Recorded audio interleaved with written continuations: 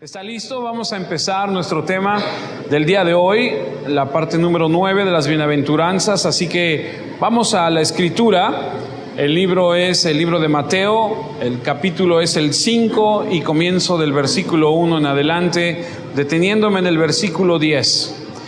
La última parte de la bienaventuranza tiene que ver con el 10, el 11 y el 12, pero hoy solamente tocaremos el 10 y una parte muy pequeña del 11, para cerrar, si Dios quiere, la próxima semana con el 12. Dice Mateo versículo 1, capítulo 5. Viendo la multitud, subió al monte y sentándose vinieron a él sus discípulos.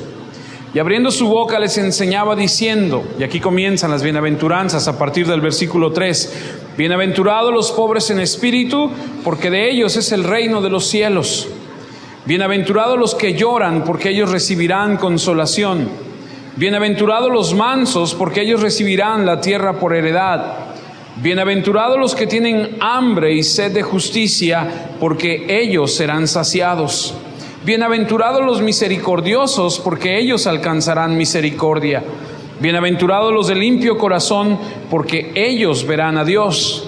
Bienaventurados los pacificadores, porque ellos serán llamados hijos de Dios. Este es el tema que vimos la semana pasada. Y el día de hoy, la siguiente bienaventuranza es el versículo 10, donde dice: bienaventurados los que padecen persecución por causa de la justicia, porque de ellos es el reino de los cielos. Si me permite, quisiera leer el final, ir hasta el 11 y 12. Bienaventurados sois cuando por mi causa os vituperen y os persigan y digan toda clase de mal contra vosotros, mintiendo. Gozaos y alegraos, porque vuestro galardón es grande en los cielos, porque así persiguieron a los profetas que fueron antes de vosotros. La Biblia habla acerca de que un hombre o mujer que se acerca a Cristo y que empieza a vivir la vida que Él tiene en el reino de Dios, debe ser una persona que entiende perfectamente bien que Dios quiere que sea feliz. Por eso son las bienaventuranzas. Jesús en el Sermón del Monte, al comenzar su ministerio, lanza esta bomba a la gente que le escucha. Y estas personas que le están escuchando son diversas personas, como los fariseos, lo hemos visto ya. Algunos religiosos, algunas personas que están dentro de toda la multitud que está escuchando. Y Jesús les dice algo que es muy contrario a lo que ellos quieren escuchar. Jesús se levanta y dice: bienaventurados eres cuando eres pobre en espíritu. Y ellos eran orgullosos, ¿se acuerdan que hemos estudiado? Y el contexto de la historia que está alrededor de las bienaventuranzas y propiamente del Sermón del Monte, que es Mateo 5, 6 y 7, habla que Jesucristo le está diciendo a un grupo de personas lo que Él quiere que ellos entiendan. No tenemos tiempo para ver todo lo demás, pero en el Sermón del Monte, Jesús más adelante, en el capítulo 6 de Mateo, va a decir más cosas acerca de cómo es que la gente debe comportarse.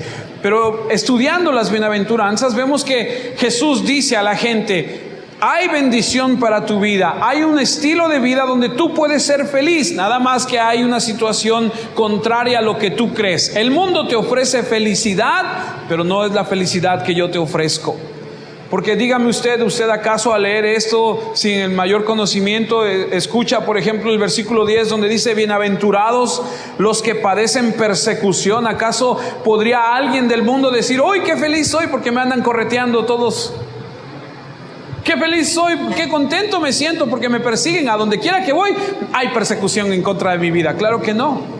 Y eso nos deja ver una de las muchas cosas que Jesús muestra en nuestras vidas. Y la primera de ellas es que Dios es totalmente contrario a lo que el mundo dice. Por eso es que la felicidad que el mundo ofrece no es la felicidad que Dios ofrece. Me llama poderosamente la atención que Jesús dice dentro de las bienaventuranzas que seremos bienaventurados cuando padezcamos persecución por causa de la justicia. Es fascinante ver y darse cuenta cómo las bienaventuranzas de repente te dicen: eres bienaventurado cuando eres un pacificador. Y luego de repente al mismo tiempo te dice: eres bienaventurado cuando te persigan. Y parece que hay una contrariedad, hay una aquí como que, bueno, entonces no entiendo, o sea, ¿ponemos paz o nos persiguen o de qué se trata? Por un lado traes la paz y por otro lado creas problemas al grado que te persiguen. Hay casi una increíble ambivalencia. El creyente es un pacificador y sin embargo despierta rencillas. La verdad es que la semana pasada cuando estudiamos de los pacificadores, yo no sé usted, pero cuando estudiamos acerca de que debemos ser pacificadores, fue un tiempo en lo personal de mucha revelación. Ahora entiendo lo que Dios quiere de mi vida, ahora entiendo cómo Dios quiere que yo actúe y de qué se trata. No se trata de andar por la vida diciendo amor y paz, hermano. No que haya, no, amor y paz. No se trata de andarle diciendo a todo el mundo amor y paz, no pelees, no, tranquilo. Entendimos la semana pasada de qué se trata.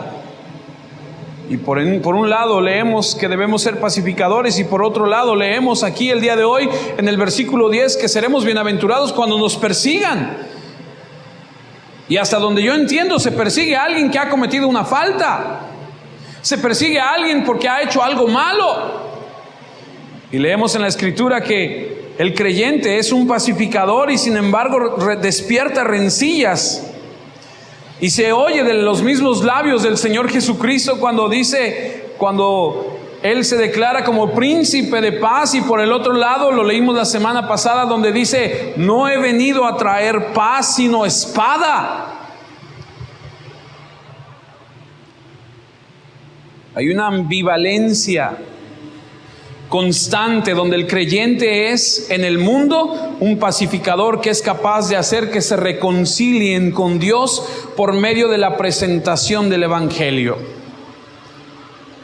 Pero por el otro lado estarán los que no responderán a ese esfuerzo de paz e invariablemente provocará persecución.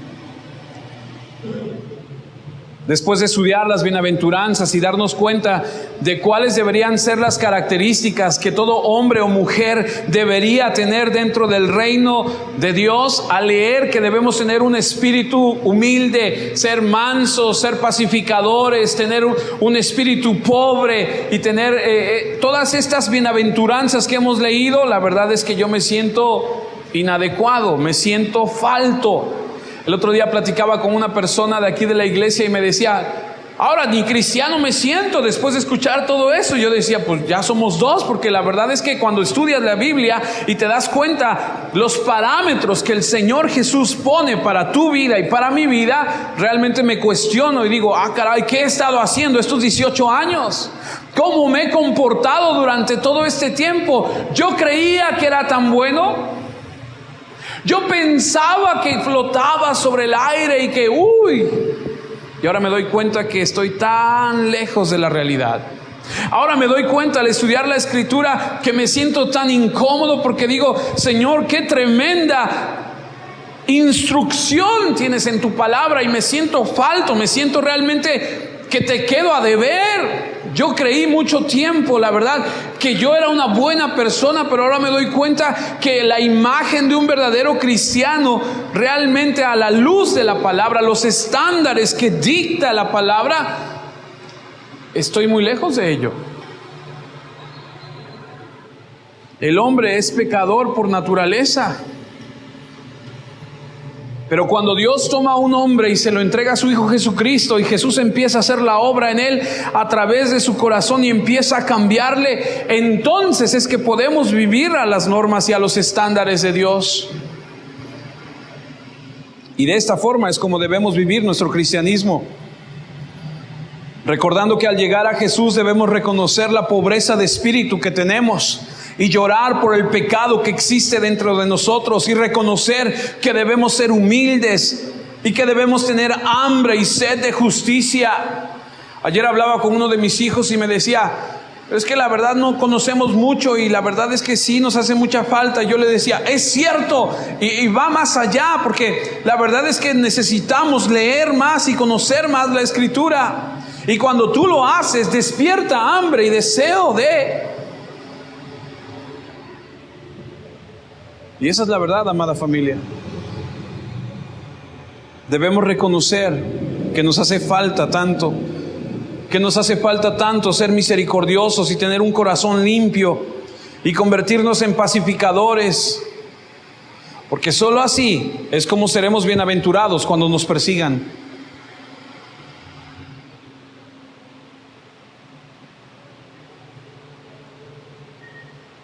Bienaventurados los que padecen persecución por causa de la justicia, porque de ellos es el reino de los cielos. Cuando nosotros pasamos a la riqueza y a la plenitud del carácter del reino de Dios, cuando empezamos a vivir como Dios manda, como Dios dicta en su palabra, a cumplir sus principios que Él ha ordenado, empezamos a entrar en un proceso, escuche lo que le voy a decir, de dolor y de sufrimiento. Y si usted pensaba y decía, yo vine a la iglesia para que me animaran y para que me dieran confort y para que yo saliera mejor de aquí, yo le voy a decir una cosa: si usted cumple con los estándares de la palabra de Dios, la felicidad que experimentará no será momentánea. La felicidad que Dios tiene para su vida es real, porque no se trata de vivir una experiencia solamente, como dijera Alejandro Sainz, religiosa, momentánea, sino algo que perdure para siempre, algo que te llene y que a pesar de que haya las persecuciones que haya en tu vida, tú puedas tener la bienaventuranza de Dios en tu corazón. Empieza un proceso de dolor y de sufrimiento. Si vas a ser un pacificador, te vas a convertir en un elemento perturbador también. A la gente no le va a gustar lo que tú tienes que decirles. Sin embargo, la Biblia nos ordena y nos manda que seamos este tipo de personas, que reflejemos al Rey de Reyes y Señor de Señores, hablándole a la gente. Lo vimos la semana pasada, algunos de ustedes no estuvieron aquí, por eso es que insisto en que lo pueden escuchar después. En que cuando las cosas no están bien, no están bien. Cuando las cosas son negras, no cuando están negras y tú les quieres suavizar y les dices, pues está medio gris. No, Señor, o es negro o es blanco, o está bien o está mal, o glorifica a Dios o no lo glorifica. No podemos andar por las ramas. Sin embargo, esto va a traer situaciones difíciles. Por eso hemos estudiado en el libro de Santiago, los que tenemos la oportunidad de asistir, que en Santiago, por ejemplo, capítulo 1, versículo 2 al 4, dice Santiago: hermanos míos, tened por sumo gozo cuando os halléis en diversas pruebas, sabiendo que la prueba de vuestra fe produce paciencia, mas la paciencia su obra completa, para que seáis perfectos y cabales, sin que os falte cosa alguna. Tú lees y tú dices, no, bueno, Santiago, ¿cómo es eso que me gozo? O más bien, no que me gozo, sino que tenga sumo gozo cuando me encuentre alrededor de diversas pruebas. Yo no quiero tener diversas pruebas, dirán algunos, pero yo te quiero decir algo: si tú vas a seguir a Jesucristo de acuerdo a los estándares de la palabra, la gente te va a rechazar porque tú estás cumpliendo con lo que dice la Escritura. Y mejor es estar bien con Dios que bien con todos los demás.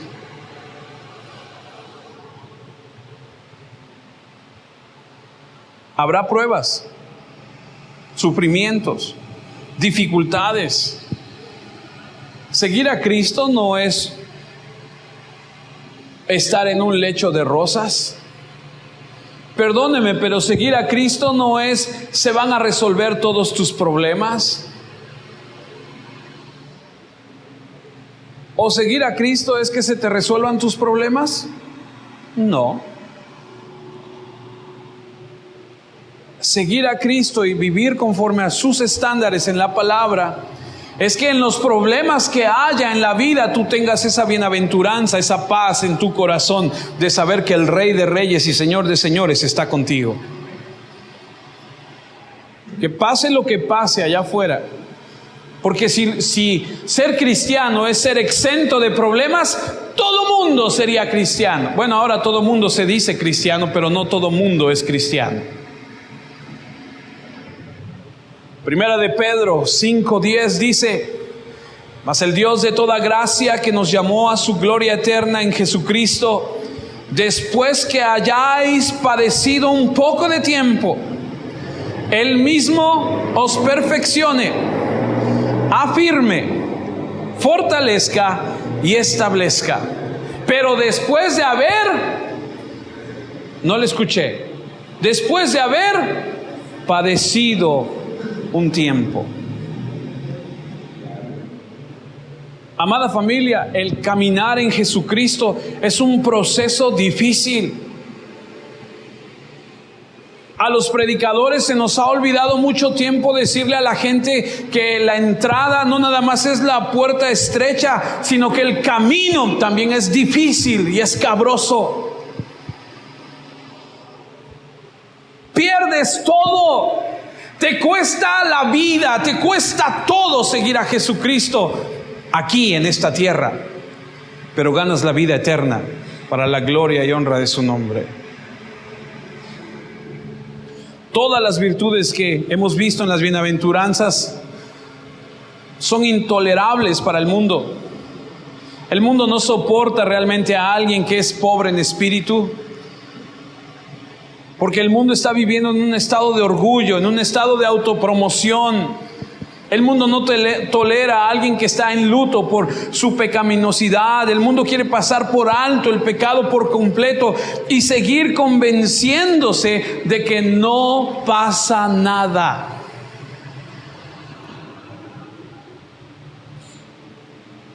El mundo no puede tolerar la mansedumbre, honra el orgullo.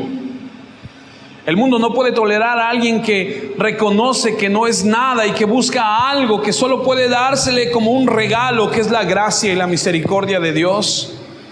Porque el mundo nos dice una y otra vez, tú te lo mereces todo. Pero la verdad es que si nos dieran lo que merecemos, estaríamos en el infierno. El mundo sabe poco acerca de la misericordia. El mundo no sabe nada acerca de la pureza. Y el mundo no practica la paz. Bienaventurados los que padecen persecución por causa de la justicia. Segunda de Timoteo, capítulo 3, versículo 11 al 12, dice: persecuciones, padecimientos, como los que me sobrevinieron en Antioquía, en Iconio, en Listra, persecuciones que he sufrido y de todas me ha librado el Señor, escribe Pablo. Y también todos, diga conmigo todos, aquí dice, y también todos los que quieren vivir piadosamente en Cristo padecerán persecución. Amada familia, el cristianismo no es algo que esté de moda. El cristianismo no es algo que esté de moda y que nosotros lo podamos tomar como algo que, ay, qué buena onda eso de los cristianos, vamos, porque eso no es el cristianismo de la Biblia. El cristianismo de la Biblia nos llama a tener una vida como la de Cristo. ¿Cuál de todos sus discípulos murió rodeado de doncellas y en un palacio y teniendo grandes cosas? ¿Cuál de todos los apóstoles murió así? Al que mejor le fue murió allá en una isla, en Patmos, que es Juan, y murió de viejo. Los otros todos murieron terriblemente. Ahora no se espante, no le estoy diciendo que nos van a cerrar o nos van a colgar o nos van a quemar, quién sabe, solo Dios sabe. Pero si quieres seguir realmente a Jesucristo y ser bienaventurado, como dice la Escritura, debes estar dispuesto a entender primeramente que la vida en Cristo no es fácil.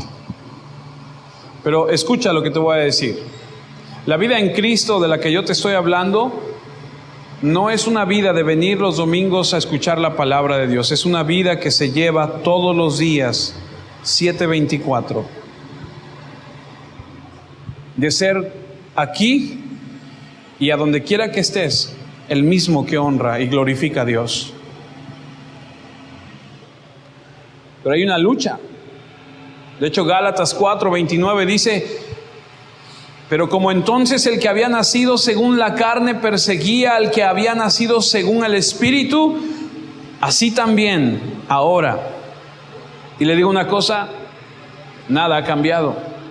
Sigue siendo exactamente igual.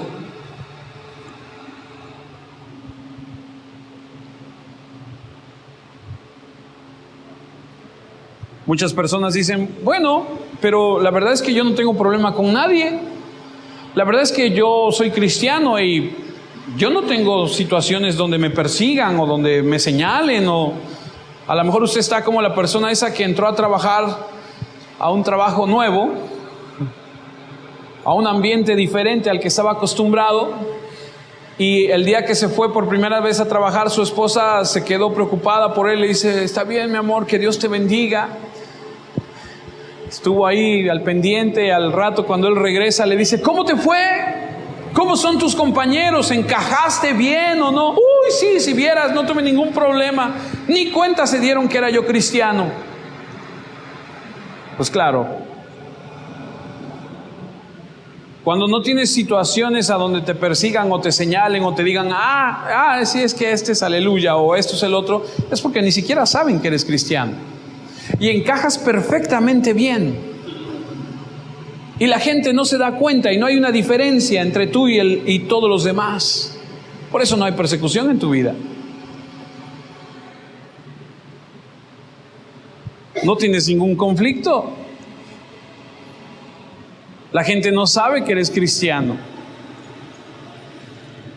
Pero el día que les digas que eres cristiano y que vivas de una forma diferente y les presentes el Evangelio y les digas lo que Dios dice en su palabra, y a medida que comiences a vivir la vida en Cristo y comiences a darte cuenta lo que Dios quiere para sus vidas y decirles: cuidado acá, no hagas esto allá, no, vas a ver si no te reprochan y vas a ver si no te...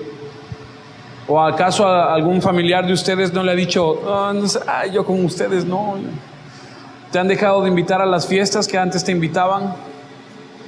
Dice: es que antes eras bien divertido y eras bien bailador y ahora eres bien aburrido. Ahora ya ni te ríes de los chistes que contamos. Ya ni participas. ¿Para qué te invitamos? Mejor ni te invitamos. Eres bien aleluyo. La Biblia dice que el que nace de la carne siempre perseguirá al que nace del Espíritu. Es una oposición directa entre Satanás en el mundo, en el sistema, con las personas que responden al Evangelio. Y déjame decírtelo directamente: si no estás experimentando persecución, es probable que no estés reflejando tu cristianismo como debes hacerlo. Y pasas desapercibido como cualquier otra persona en el mundo. Usted no está viviendo una vida semejante a la de Cristo. Eso está pesado.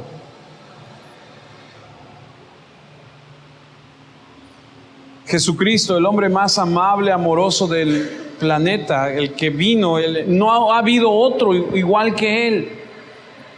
Generoso, amoroso, gentil, amable, pacífico. Siempre a donde fue, creó antagonismo. Siempre a donde se presentó, sacó chispas. La gente se ponía mal. Y así a través de la Biblia tú puedes leer, por ejemplo, vas al Génesis y te das cuenta que Caín le caía gordo a su hermano Abel. ¿Y qué hizo? Fue y lo mató.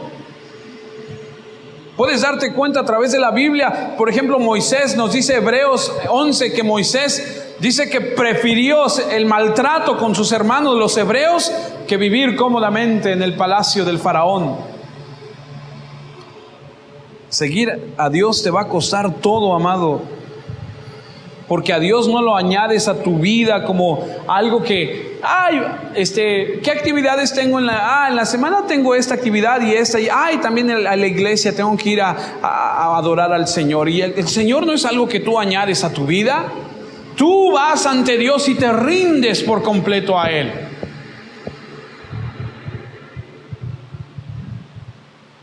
No es que ahora digas yo soy cristiano y tengo actividad el domingo. Es que ahora es Él y no tú. Uno de los escritores puritanos más reconocidos, de nombre Thomas Watson, dice que a pesar de que seas manso, misericordioso y limpio de corazón, tu piedad nunca te protegerá del sufrimiento. Debes colgar el arpa y tomar tu cruz. Eso quiere decir, amada familia, que si vamos a vivir nuestra vida de cristianos, debemos estar conscientes de que el camino al cielo es un camino de sangre, de espinas, escabroso.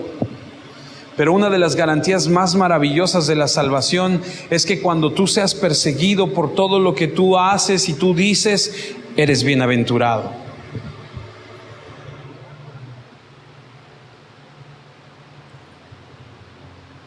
Pero si no tienes razones para cuestionar, si no la gente está hablando de ti, está diciendo, es que es siempre que viene Claudia a la casa, siempre nos está regañando de todas estas cosas, y siempre está de religiosa. Si no están diciendo eso de nuestro cristianismo, entonces la verdad es que a lo mejor muchos de nosotros hemos bajado los estándares de Dios.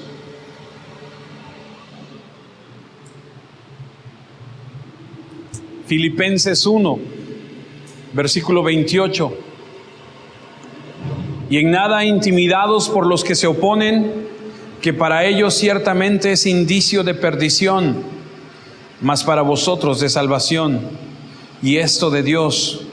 Porque a vosotros os es concedido a causa de Cristo, no solo que creáis en Él, sino también que padezcáis por Él.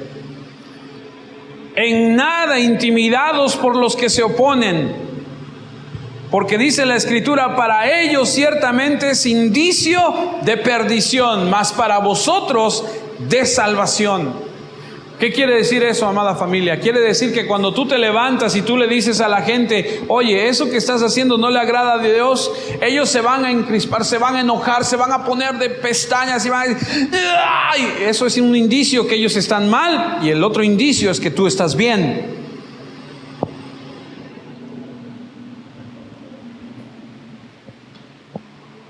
Mientras que la persecución demuestra que ellos van a la perdición, la persecución demuestra que tú estás en el camino correcto. El vivir una vida redimida y darnos cuenta que habrá oposición traerá a nuestras vidas la bienaventuranza.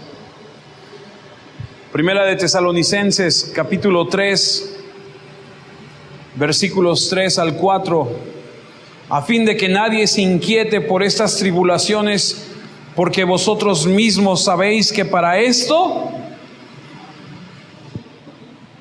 estamos puestos. A fin de que nadie se inquiete por estas tribulaciones. Si usted se pregunta y dice, ¿por qué es que me está yendo como me está yendo? Porque ahora que soy cristiano me está yendo muy mal. Ahora que soy cristiano y estoy tratando de seguir lo que Dios dice y obedecerle y orar y leer su palabra y ser piadoso y estar en lo que Dios manda. Ahora, ¿por qué me está yendo como me está yendo? Usted debe entender que para eso estamos puestos, porque también dice el versículo 4, estando con vosotros os predecíamos que íbamos a pasar tribulaciones, como ha acontecido y sabéis.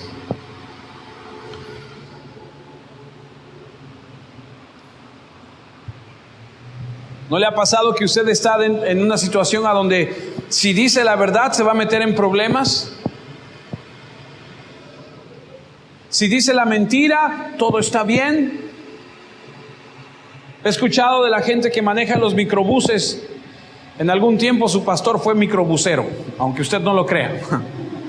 Ya le contaré la historia después. Había que entregar cierta cuota.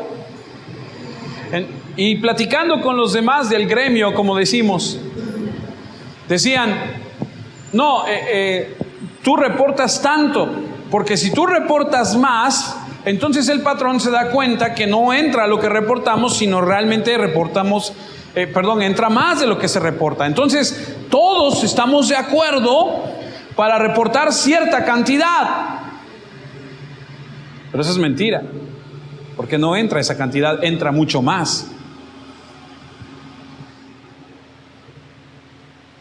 Y cuando estás en una situación así y tú dices, pero mis convicciones me mandan a hacer lo correcto, ¿qué es lo que tengo que hacer?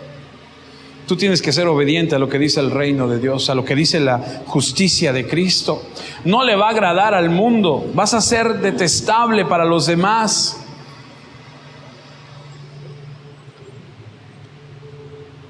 Pero eso es lo que Dios dice.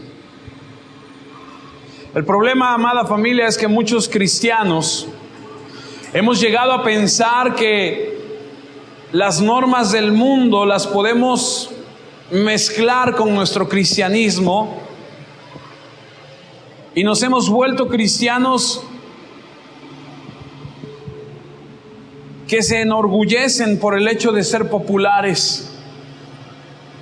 El problema es que hemos bajado los estándares del Señor y ahora es por eso que puedes ver en las noticias a cristianos que son del medio del espectáculo y que encajan perfectamente bien dentro del mundo de los espectáculos, y mucha gente dice, wow, están alcanzando el medio del espectáculo, wow, hay políticos que son cristianos, wow, y estamos alcanzando el radio, y estamos alcanzando la tele, y estamos alcanzando estos medios. Y yo me pregunto y digo, ¿realmente están alcanzando esos medios? ¿Realmente se están comportando como se deben comportar los cristianos? ¿Realmente dentro de ese medio hacen lo que dice la Escritura? Porque si así fuera, te lo aseguro, porque la Biblia dice, los escupirían del medio ese.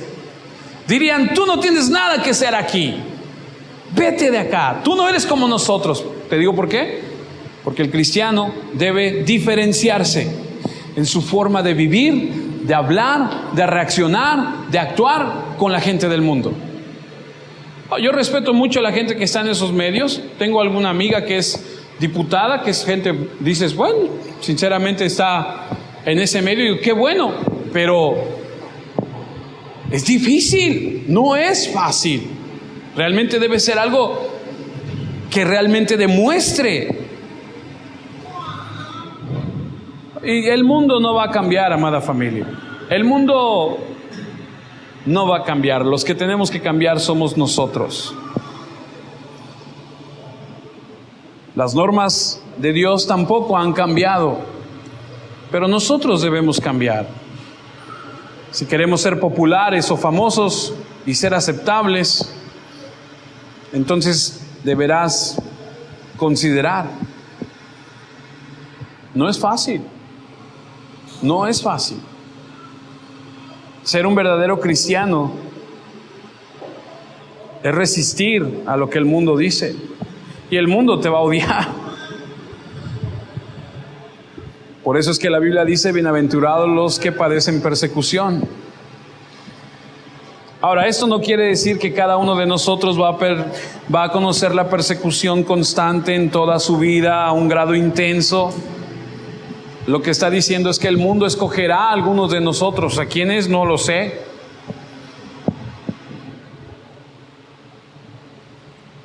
Pero creo que todos, de todos modos, deberíamos vivir con la rectitud ante el mundo, para que en cualquier momento llevemos el agravio de la cruz y de poner en alto el nombre de nuestro Señor.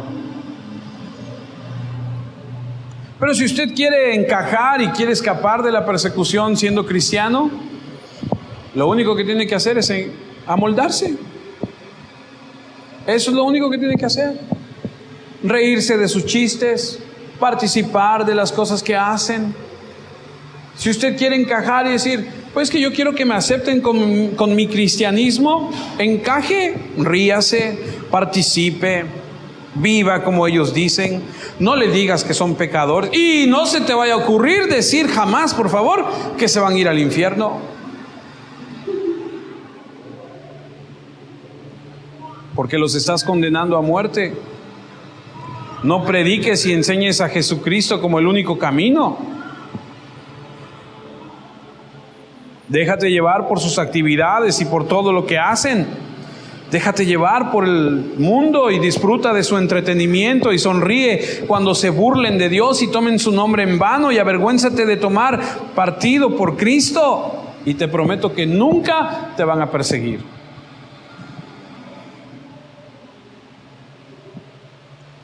Lucas capítulo 9 versículo 26 dice: porque el que se avergonzare de mí y de mis palabras, de éste se avergonzará el Hijo del Hombre cuando venga en su gloria, y en la del Padre y de los santos ángeles. Y el siguiente versículo me ha pegado, pero fuerte. Si usted es de las personas como era yo, que quiere quedar bien con todo mundo y a todo mundo caerle bien para que nadie hable mal de ti, escucha lo que dice Jesús. Lucas 6, 26. Ahora debo decirle que Lucas 6 es el ay de las bienaventuranzas. Mientras que Mateo 3 dice bienaventurado, Lucas 6 dice ay de ustedes. Ay de vosotros cuando todos los hombres hablen bien de vosotros. Porque así hacían sus padres con los falsos profetas. Nunca se te olvide esto, amada familia. Grábatelo en tu corazón. Ay de ti si todo mundo dice: qué bueno es fulano, qué bueno es sutano. Ay de ti cuando eres popular, porque entonces te darás cuenta que no saben nada de la verdad sobre ti, que has enmascarado tu cristianismo y que no eres realmente un cristiano. ¿Por qué? ¿Porque un cristiano es peleonero? No, Señor, no es que sea peleonero. Un cristiano es aquel que demuestra con su vida y predica el evangelio de Jesucristo tal y como es. Cuando las cosas están mal, están mal. Cuando las cosas son pecado, son pecado. No lo cubrimos, no lo tapamos, no andamos por las ramas. Eso está mal. Y tú puedes ir delante de cualquier persona y decirle: oye, con todo el amor que Dios tiene para tu vida, vengo a decirte que estás equivocado, que estás en pecado, que eso que estás haciendo no le agrada a Dios. Se va a poner de pestañas y te va. Pero ¿se acuerdan que un pacificador es así? Primero trae la espada y divide, y entonces lo lleva con Cristo y conoce la verdadera paz que Dios tiene para él. No es a darle a tole con el dedo a la gente. Perdóneme. Y yo sé que esto no es popular, y yo sé que esto no es: ay, pues yo venía para que me sintiera yo bien aquí en mi corazón. ¿Qué otra cosa mejor que esa de saber la verdad? Si vamos a vivir las bienaventuranzas, tenemos que prepararnos para esta reacción. No hay forma de escapar de esto. Ahora, ¿sabe usted qué? Antes de las bienaventuranzas, que es allá en Mateo 5, usted puede leer también, por ejemplo, Marcos 3, a donde Jesús está hablando con la gente y de repente ya desde ese momento está apenas iniciando su ministerio. Ya empieza a levantar esas rencillas, ya empieza a levantar esa pasión. Y allá, por ejemplo, en Marcos 3 nos habla de aquel hombre que tenía la mano seca y que Jesús fue a la sinagoga. Y que todos andaban viendo a ver si lo sanaba o no. Y que Jesús dice: ¿qué? ¿A poco no se puede sanar o rescatar la vida de alguien en el día de reposo? Y entonces le dice al hombre de la mano seca: saca tu mano. Y se le compone la mano desconchavada. ¿Cómo dice? Esa, que la tenía desconchavadita, ya se la arregla. Y entonces buscaban pretexto para ir contra él. Usted lee Marcos 3, por ejemplo, allá en su casa. Todo Marcos 3, usted se va a dar cuenta que Jesús sana a ese hombre que tiene la mano mal. Más adelante le reprochan y le dicen: tú por la fuerza de Belcebú, por los demonios echas fuera demonios. Y le dicen que tiene demonios. Y luego más adelante, allá por el versículo 23, creo que es 21, dice que vinieron, es aquella porción de la Biblia que usted ha leído seguramente, cuando dice que le dicen: oye, allá afuera está tu mamá y tus hermanos que te buscan. Y él les dice: todos los que están aquí, que hacen la voluntad de mi Padre, esos son mis hermanos y mi madre. ¿Lo ha leído? Bueno, pues si usted lee con detenimiento allá en Marcos 3:21, dice que los suyos vinieron por él, porque él estaba hablando con la gente. Dice, y los suyos vinieron por él. ¿Sabe qué quiere decir eso? ¡Shh! ¡Cállate! Por eso es cuando le dicen, allá afuera están tus hermanos, y tu madre les dice, Sus hermanos y su madre querían callarlo. Los estaba avergonzando.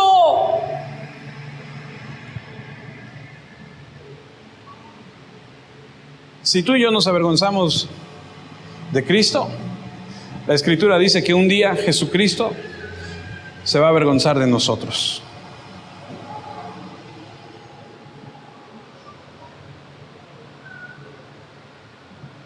Lucas 6:7. ¿Sí es esa, verdad? Y le acechaban los escribas y los fariseos para ver si en el día de reposo lo sanaría, a fin de hallarle, ¿de qué? Acusarle. Desde el inicio de su ministerio, Jesús empezó a levantar esas pasiones, esas situaciones. Lo querían matar. Lucas 6:11, y ellos se llenaron de furor y hablaban entre sí, ¿qué podrían hacer contra Jesús? Está iniciando su ministerio apenas y ya hay gente que lo quiere callar, ya hay gente que lo quiere matar incluso. No les tomó mucho tiempo. Él apenas había articulado los principios de su reino y el odio empezó ya a subir. Porque Jesús le estaba diciendo a los fariseos y a la gente que escuchaba, a la multitud ahí en la orilla del mar de Galilea, a sus discípulos y al mundo entero y a ti y a mí: mira, desde ahorita, de frente y desde un principio te digo, hay un precio que pagar para vivir en mi reino. No todo es trono y gloria y coronas y fama y prestigio y aceptación.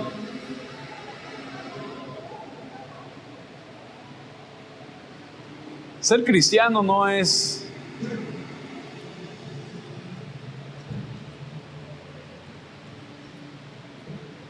ser aceptado por todo mundo. Tú podrás pensar y decir, ¿qué es esto? O sea, yo hoy me doy cuenta que yo no sabía nada Hoy me doy cuenta que Jesús quiere que yo viva una vida que yo desconocía por completo.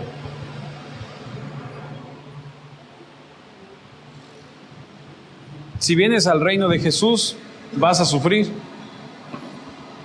Y ese es el tipo de honestidad, amada familia, que separa el trigo de la paja.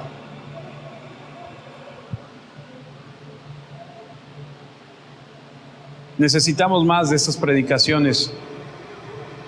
Decirle más a menudo a la gente que si va a ser cristiana, Dios lo va a llamar a una vida contraria del sistema del mundo y tiene un precio que pagar. La felicidad, amada familia, no es en este mundo, es en el reino venidero de Jesucristo. Aquí estamos llamados a sufrir. Las personas que escucharon ese día en la costa de Galilea tuvieron que tomar la decisión más importante de su vida. Imagínate que si tú eras una persona que hacía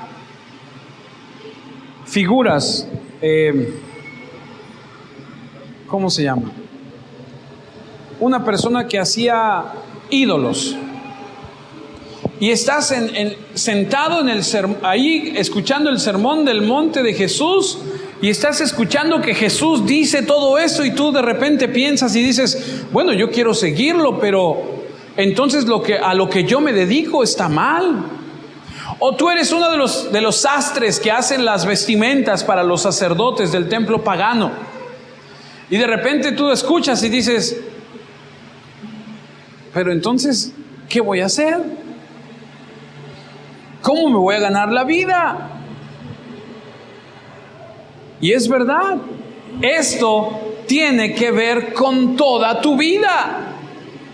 te va a llevar a un punto a donde tú tendrás que darte cuenta si lo que estás haciendo honra y glorifica a Dios. Esto es increíble. Si realmente te conviertes en un creyente, tienes que vivir conforme a las normas de la Escritura. Y eso pasa hoy en día. Me decía un hombre que trabaja en las plataformas de Pemex, allá en Campeche, me decía que estaba de repente un día en su camerino y llegó y tocaron a la puerta y le aventaron un sobre por debajo de la puerta. Entonces dice que él lo recogió y lo abrió y había 5,000 pesos en el sobre.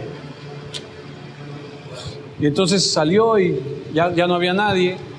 Y después platicó con uno de sus compañeros y le dice: oye, me dieron, también a ti se le dieron a todos. Pero ¿por qué así? O sea, ¿qué no se supone que te llaman o te lo depositan a tu? No, es que eso es por debajo de... Pero ¿por qué? O sea, ¿de qué se trata? Lo que pasa es que ahí hubo una situación y entonces se vendieron cierta cantidad de galones y entonces pues todo el mundo, para que todo el mundo se quede callado. Y me decía: ¿qué hago? ¿Qué haces? ¿Qué haces cuando en tu trabajo tienes que, o te das cuenta que con quien tú estás trabajando dices: híjole, ¿qué haces?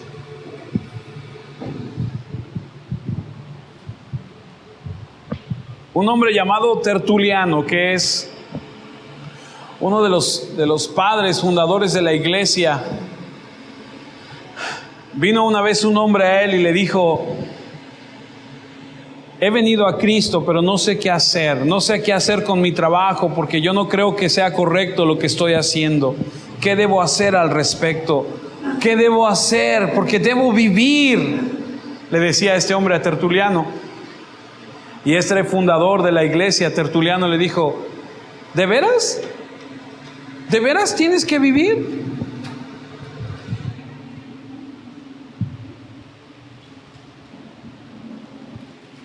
A veces la única opción, más bien la única opción es ser leal a Jesucristo.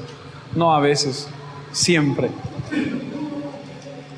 Decía: ¿de veras tienes que vivir? O sea, ¿acaso no puedes morir por Cristo? Wow. Dicen que cuando hubo la masacre en Estados Unidos en la escuela de Colorado, no sé si usted se enteró hace algunos años atrás, donde un adolescente entró a la secundaria y mató a muchos jóvenes.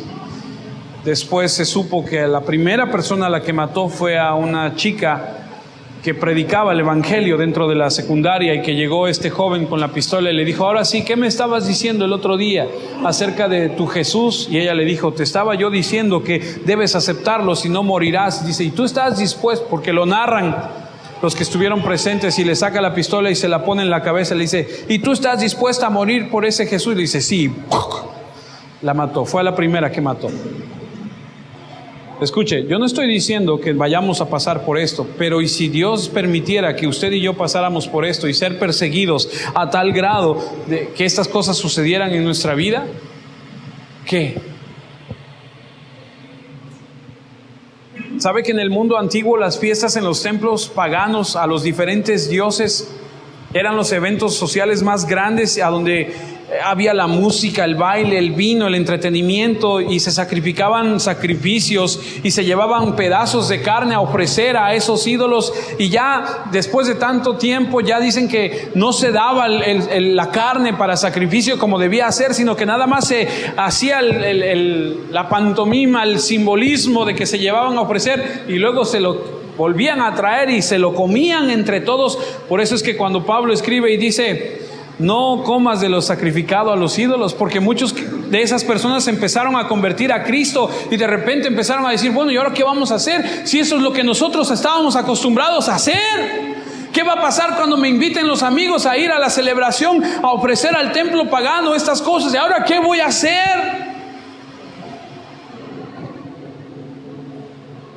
Wow. O el judío que siendo conocedor de la ley, siendo ritualista, siendo como lo hemos estudiado, de repente llega a Jesucristo, como el libro de Hebreos, que está escrito a los hebreos, que a los que creyeron en Cristo en el nuevo pacto, sus familiares les dicen: ya no eres parte de nuestra familia. ¿Alguien de ustedes, por ser cristiano, su familia lo ha rechazado? Le ha dicho: contigo, córtalas. No queremos nada contigo porque tú eres de esos. Salta para atrás, aleluyas y no sé qué tantas cosas más nos dicen. Déjeme decirle algo: si usted va a vivir una vida del reino, usted debe estar preparado para estar dentro de las aglomeraciones totalmente solo. Podrá haber una multitud rodeándole, pero estar totalmente solo. El cristianismo real, como lo leímos la semana pasada, viene a poner hasta los de la casa contra sí mismos. Lo leímos la semana pasada. Dice que habrá 5 y 3 contra 2 y 2 contra 3 y es hasta bíblico que la nuera contra la suegra. Lo leímos, ¿se acuerda? Pero por Cristo, no porque no le gusta cómo guisa, sino por Cristo.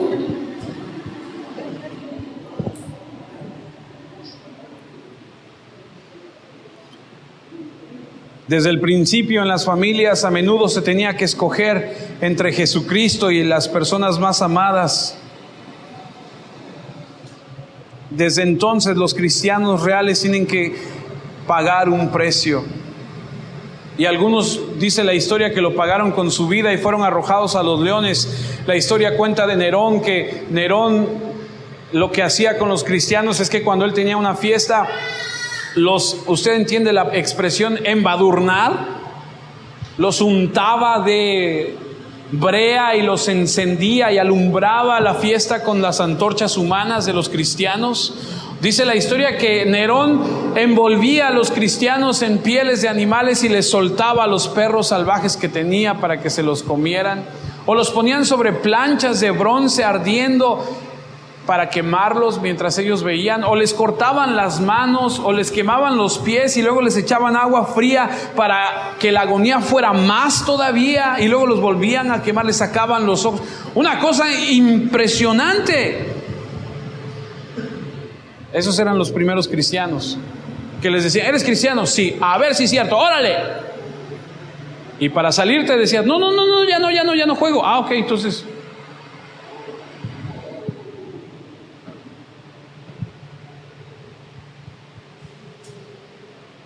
Los romanos llegaron a levantar falsos cargos contra los cristianos, culpándolos de todo. Decían que eran caníbales, porque Jesús dijo: comeréis mi carne, probaréis mi sangre, beberéis mi sangre. Decían: estos son caníbales, estos se comen entre ellos. Los culpaban de todo. El otro día lo estudiamos en Romanos. Decían que eran portadores de plagas. Por eso en la Segunda Guerra Mundial quisieron exterminarlos a todos y mataron a más de 6 millones.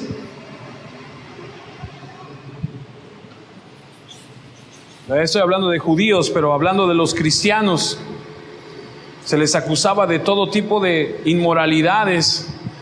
Decían que cuando celebraban la cena del Señor eran orgías de lujuria, y los acusaron de que el beso de la paz era algo ilícito, y los calumniaban de encender fuegos. Es más, se les culpó del fuego de Roma, que Nerón encendió Roma. ¿Se acuerdan? ¿Conoce usted un poco la historia?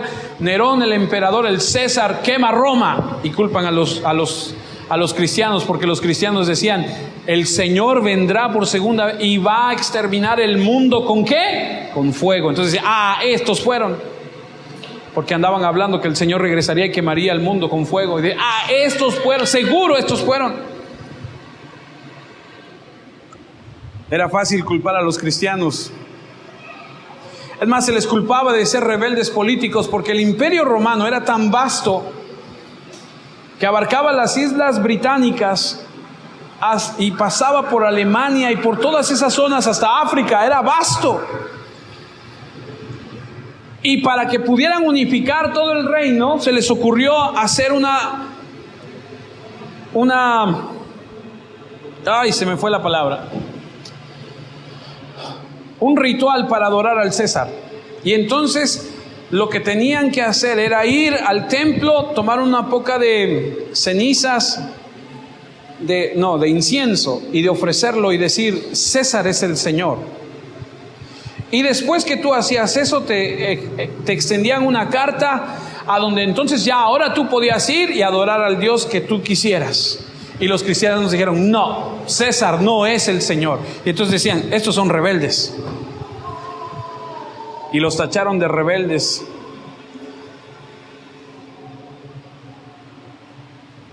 Desleales, de amenazar la solidaridad del imperio. Y se enfrentaron a torturas y se enfrentaron a tantas y tantas cosas. Jesús sabía que vendría todo eso, y por eso dice: bienaventurados sois cuando por mi causa os vituperen y os persigan y digan toda clase de mal contra vosotros mintiendo. Jesús les dijo a sus discípulos allá en Juan 15 y 16: a mí me odian, a ti te van a odiar. A mí me van a matar, a ti te van a matar. A mí me persiguen, a ti te van a perseguir.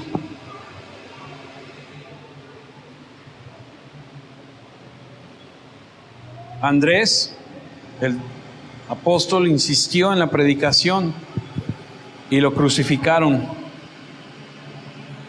Dicen que a Andrés lo crucificaron con cuerdas, no lo clavaron, lo amarraron con cuerdas, y su agonía fue mayor y más larga. Según la tradición, Pedro, después de estar 9 meses en prisión, fue crucificado de cabeza. Nerón le quitó la cabeza a Pablo. Santiago, Mateo, Matías, Bartolomé, Tomás sufrieron martirio. Solamente Juan, desterrado en la isla de Patmos, murió de viejo. Sucedió como lo que tenía que suceder. Pagaron el precio por vivir la vida del reino, no siendo tibios, sino siendo apasionados por lo que Dios manda. Y yo me pregunto y digo: Señor, ¿yo estaré dispuesto a tomar esa cruz? ¿Estaré dispuesto a sufrir la pérdida de todo para ganar el reino? ¿De pagar el precio que haya que pagar, o lo que Jesús me pida? Porque ese es el único tipo de personas que cambian el mundo para la gloria de nuestro Señor. Bienaventurados seremos cuando padezcamos persecución. Que Dios nos ayude y nos dé su gracia y su misericordia, porque si tenemos que pasar por eso, necesitamos de Él. Así que la próxima vez que usted tenga un problema, usted en una situación y diga: ay, me está yendo muy mal, usted acuérdese, si usted está viviendo de acuerdo a las doctrinas que el Señor manda, usted debe ser y debe sentirse bienaventurado. Pero si usted está viviendo, padeciendo cosas porque usted ha sido necio, rebelde y quiere hacer las cosas como a usted se le antoja, entonces, con todo respeto le digo, ni se queje. Oremos.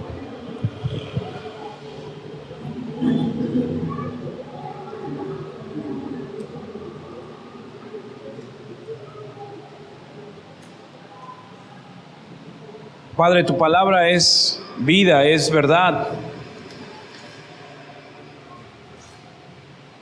Difícil, Señor, de absorber. Difícil es para algunos, para muchos, tu palabra. El día de hoy estamos reunidos en este lugar, como iglesia tuya que somos, para ser dirigidos por tu palabra. Tu palabra confronta y da vida. Tu palabra dice que es medicina para los huesos. Y venimos ante ti, Señor, a rendirnos y a decirte: Señor, nuestra vida está en tus manos. Produce en nosotros, a través de tu palabra, un deseo, como dices en ella misma, de querer como hacer. Evalúa, Señor, mi vida, Permíteme entender y comprender y abrazar tu verdad de tal forma que viva para ti. Quitando los ojos de este mundo, Señor, y dejando de preocuparme por lo que pueda suceder en este mundo y concentrándome, Señor, en lo que ha de venir en un futuro. Que los días, meses, años que nos permitas vivir en este tu planeta Tierra, los vivamos glorificando y exaltando tu nombre, para cuando que estemos en tu presencia, no nos lamentemos de no haber hecho. Produce en nosotros una pasión por ti, por tu palabra, por obedecerte, amarte, vivir glorificándote, Señor. Que entendamos claramente nuestra postura ante ti. Que dejemos de estar jugando con el pecado, que dejemos de estar, Señor, buscando, Señor, solamente nuestra comodidad. Por las veces que te hemos fallado, perdónanos y ayúdanos. Te lo pido en el nombre de tu Hijo Jesucristo y te doy gracias por la vida de cada uno de mis hermanos en Cristo que están en este día aquí, Señor. Gracias por tu amor y por tu verdad, Señor. En Cristo Jesús.